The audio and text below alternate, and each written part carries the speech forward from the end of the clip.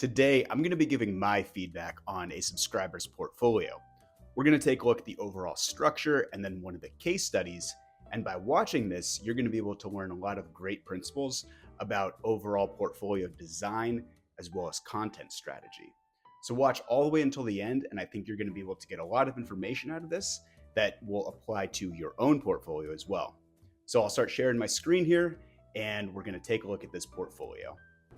All right, so today we're taking a look at a portfolio by a designer named Firuz. She's a product designer who lives in Italy, and she has a really excellent portfolio. So I'll go through some of the things about this that I like and give some critique as well along the way. So right away, I think this hero section is very good. I really like this illustration that she included. I think it's very fun, very relevant to design, and very inviting. And I think it's kind of fun that she added her face onto it too. So right away, I'm getting a great impression from this portfolio. And I think this copy over to the right is very good as well. I like how she wrote, "Hey there, I'm Firuz, a smiling, empathetic product designer based in Italy." Just simply adding the word smiling there, I think really added some personality to this. It's these little details along the way that I think can really make a portfolio stand out. And she says, "My approach to design prioritizes inclusivity, user-centered problem solving to create exceptional experiences." So I think that that's very good, and this shows that this is someone who's probably very passionate, very knowledgeable about design. So now we'll scroll down and take a look at some more. So a little bit farther down, she has her project cards from all the case studies here. 4 in total. I think that that's a good number of case studies to include in a portfolio like this, especially for someone who's a little bit newer to design. So each card, I think, looks very good from a visual UI perspective. The typography, use of color, and these UI screenshots all look very good. Good use of context, or good context here with the date, saying what kind of design it is. And then I also like the use of GIFs on these title cards as well. I think that was very creative and really stands out too. And then if you hover over these, then you get a little bit of description copy. I think that looks very good as well. That's something that I don't see very often in case studies. So I really like that as an idea to kind of differentiate this portfolio from the others. My only piece of critique here is that this copy could potentially be a little bit more specific. So she's talking about what the app is, but I would like to see a little bit here about the specific results of the project. So let's say you're designing an app from the ground up, from the early concepts all the way to shipping this off to developers and launching the app. That would be a great thing to talk about here. Or say it's a redesign, that would be a good thing to talk about. And if there are some real world results from customers, that would also be a good thing to include. So now let's click into this case study and give some feedback there. All right, so I'm really going to spend a lot of time focusing on the first section of this case study because I think that that's really what matters the most when somebody is reading a case study, because most people that are going to read a case study who are considering to either bring you in for a job interview or hire you for a freelance project are mostly just going to skim through a case study and probably pay more attention to some of this information that they see at the top. So right away, she makes good use of these GIFs here, again, showing kind of what this whole app looks like from more of a big picture when we are able to actually go through many of these screens. My main piece of feedback here would be to show bigger, more prominent UI screenshots in this section. So this is the time to really impress either a hiring manager or a client with that very eye-catching UI skill. I think that's going to go a long way here. And what I did notice from one of her other case studies is she actually has another big screenshot here in a research case study that was used for the same app. So she's using these screenshots over in the research case study, but I think that that should go in the UI and UX case study because that's more relevant to the skill set used over there. So maybe replace the GIFs and this screenshot, show the GIFs in the research case study, show the big screenshot in the UI UX case study, and I think that that's gonna do a lot more to show some of that expertise that's more relevant to each case study. And then we'll just go back to the case study we're focusing on, so the UX UI design. So I have a little bit more feedback as we go farther down here. So we have a project overview section and a why this project section next. So in this project overview, she talks about some of the reasons for why this app exists and some problems that they're aiming to solve, which I think is good. And then there's a sentence right here about in the first phase of development includes 4 main user groups, as you can see to the right. I don't know if talking about the 4 main user groups is really relevant at this stage of the case study, so I'd probably remove that and talk about user groups a little bit farther down. And then we get to this section, why this project. So I think what this section is really kind of aiming to do is to talk about the importance of the exact problem that this app is trying to solve. But I think what this really should change to is more of like an overall problem statement where a lot of this information is kept in, but it maybe goes a little bit deeper into the exact problem, why this is worth solving, and why this particular app is able to address these particular problems. So I think summarizing what the overall problem is, why it's important at the beginning of a case study is always going to make it very clear about what this particular app is trying to accomplish. And I think that instead of the why this project section, it should be one big overall problem statement right here.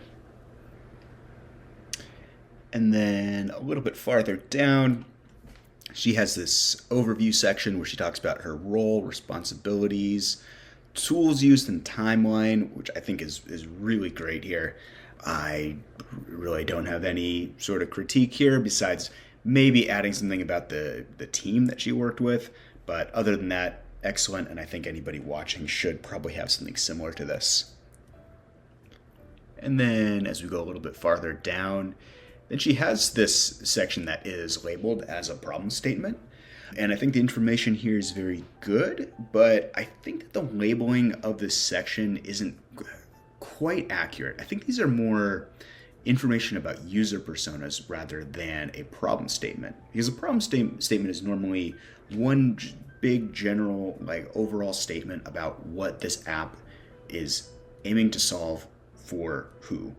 And this is more information about like the user's like overall daily struggles. So I think that this should go a little bit farther down where she talks about some of the research findings.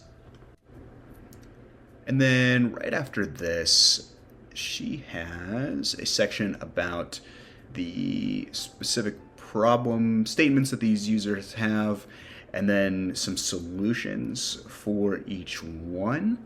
For problem statement 2, and then 3. So I think this section really shows some good design thinking and a lot of empathy into the user's problems. But I would recommend maybe reconsidering this section a little bit. I would say that this isn't really the part of a portfolio to be talking about solutions. I would say that would come later on, maybe after you talk about some of the research that was done and some of the wireframing and giving a little bit more context into how specific solutions were arrived at. And I would also say that generally when you're talking through a case study, some of the specific design solutions that you come up with are normally probably going to be fewer solutions than what are listed here. And they should be looked at as more like macro level solutions instead of like some smaller solutions to very specific things, like just like the idea of sending a notification here while approaching a dangerous area. I would say that's like more of a smaller micro level feature rather than what we would call like a overall solution to a design problem. So overall, really like the approach here, but maybe just consider talking about solutions a little bit differently throughout this case study. And as we scroll down past these problem statements, she has this design thinking process. I think that is great. Why this framework? That sounds great as well. And then she talks about some of the business goals and the design goals. So I think that overall, aiming for things like this, like meeting users' needs, is user-friendly, leads to happy customers to return to business, KPIs like conversion rate, time on task, users' direct opinion. These are all good things to strive for. I would just be a little bit more specific here about what the exact metrics that like the specific numbers that we're going for are. So like, let's say we're talking about if it meets the user's needs, maybe meets 8 out of 10 users' needs who use the app or participate in a research study or something like that. Or if we're talking about conversion rate, what exactly we want that conversion rate to be. Maybe we want a 40% conversion rate, 50% conversion rate, something like that. That would be the time to talk about that here. And then after this, we get to a research section. And so this starts off by saying that she needed to understand the context of the project and the users. And so that's why research was being done. I'd like to see a little bit more information about the why of this research. Like what's going to be done after discovering that context? Like, is this used to maybe validate some of the problems that you're aiming to solve in this app? Is that more to just empathize with the users more? A little bit more information about that I think would be helpful here. And then going into the methods used, user survey, user interview, and competitor analysis, which I think is good. I think that overall research section looks very good. I didn't see information about exactly how many people took the survey, so I think that would be very helpful to validate or give more credibility to the results of that survey. If that was in there, I do apologize. And then after that, there's a section about who our users are. I really love this section, and I love the illustrations here. I actually think that this should go above the research section, though, so that you show that you thought about these kinds of people before you recruited for the research that you did. I think it's very important to have that kind of stuff in mind before you recruit research participants, so that that the research was specifically geared towards those kinds of people. And then moving down, she has this empathy maps from the interviews, which I think is very good to kind of distill some of those findings. And also made some data-based personas for each one, and I think that is very good as well. And then the user stories. So I think this is good. This is kind of some pretty similar information to what we saw at the top, where these hypothetical users were on the case study, but I don't know how that's different from the section above. So if that was like the same information, I would probably recommend like taking out that section at the top and using this section for like the user stories and personas. And then down below, she has these problem statements for each of these hypothetical users. I would probably combine this section with the user stories because it seems like some very similar information here. So in the user story section, maybe this could be some information about the user and then some of those problems that exist for them that you list down below. And going down a little bit farther, great illustration here. Love the kind of fun stuff like that that's mixed into the case studies. Then we get to this section about ideation. So there is this whole section about how I did the ideation through this crazy eights method, going into, all of these sort of like cartoon about what happened. So I think this is cool, but it's a little bit unclear if someone's trying to scan through this whole case study exactly what's happening here. So I would include some copy kind of outside of this about how this ideation was done so that they don't have to like look as closely into the cartoon about what's happening. And then down below, there's this whole like focus brainstorming section with some of these sticky notes. And I think it's kind of unclear about what's happening here just as somebody scanning through the portfolio. So I would also include some copy that's a little bit easier to scan so that they don't have to look at each of these post-it notes, because a hiring manager or a potential client is probably not going to take that much time to like read through a case study. And then in this finalized ideas section, it definitely looks like this was all like really well thought through, but I would have some similar feedback to what I was saying above, maybe just about including some copy about the kind of the big idea of what's happening here.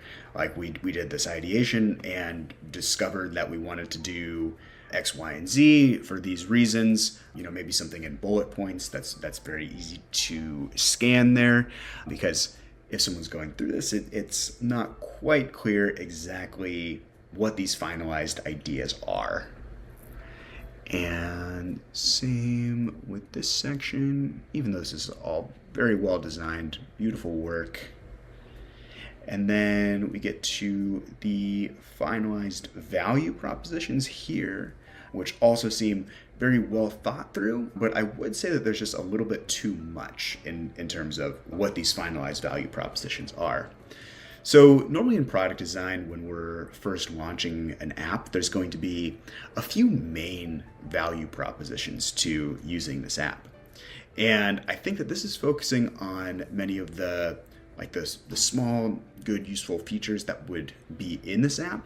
But I think this should be focused more on what the big overall idea, like the big idea of what that value proposition is for those users. Maybe something you can say in a few sentences or a few bullet points that would make a user want to use this app.